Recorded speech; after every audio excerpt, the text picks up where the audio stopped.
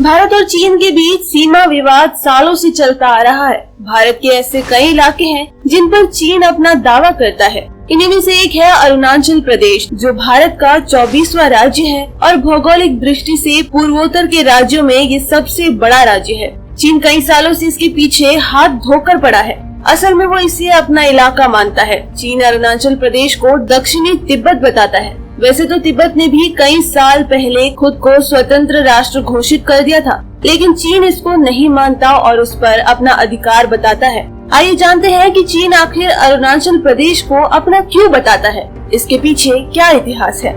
शुरुआत में चीन अरुणाचल प्रदेश के उत्तरी हिस्से तवांग को लेकर दावा करता था। दरअसल तवांग यहाँ का एक खूबसूरत शहर है जो हिमालय की तराई में समुद्र तल से 3500 मीटर की ऊंचाई पर स्थित है। यहीं पर विशाल बौद्ध मंदिर भी है जो 17वीं शताब्दी का बना हुआ है। यह तिब्बत के बौद्धों के लिए एक पवित्र स्थल है।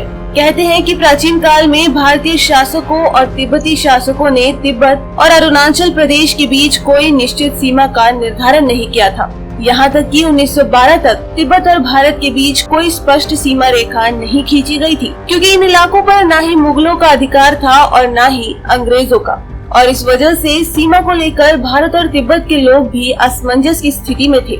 सीमा रेखा के निर्धारण को लेकर 1914 में चीन और ब्रिटिश भारत के प्रतिनिधियों की बैठक हुई। उस समय ब्रिटिश शासकों ने तवांग और दक्षिणी हिस्से को भारत का हिस्सा माना, जिसे तिब्बत के प्रतिनिधियों ने भी स्वीकार किया, लेकिन चीन इसे मानने को तैयार नहीं था, इसलिए वो बैठक से निकल गया।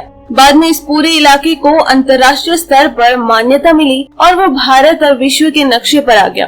वैसे तो चीन तिब्बत को भी स्वतंत्र राष्ट्र नहीं मानता है। ऐसे में तवांग पर उसके फैसले को भी वो नहीं मानता। वो हमेशा से ये चाहता रहा है कि तवांग उसके अधिकार में आ जाए, जो कि तिब्बती बौद्धों के लिए एक पवित्र जगह है। 1962 में जब भारत और चीन के बीच युद्ध हुआ था, तब चीन ने तवांग पर कब्जा कर लिया था, लेकिन बाद में वह पीछे हट गया था, जिसके बाद भारत ने पूरे इलाके को अपने नियंत्रण में ले लिया था। देखा जाए तो पूरी दुनिया भले ही तवांग को भारत का हिस्सा मानती हो, लेकिन चीन आज भी इसे मानने को तैयार नहीं है। दोस्तों, आपकी इस बारे में क्या राय है, हमें कमेंट करके जरूर बताएं। और अगर आपको ये रिपोर्ट पसंद आई तो लाइक और शेयर करें।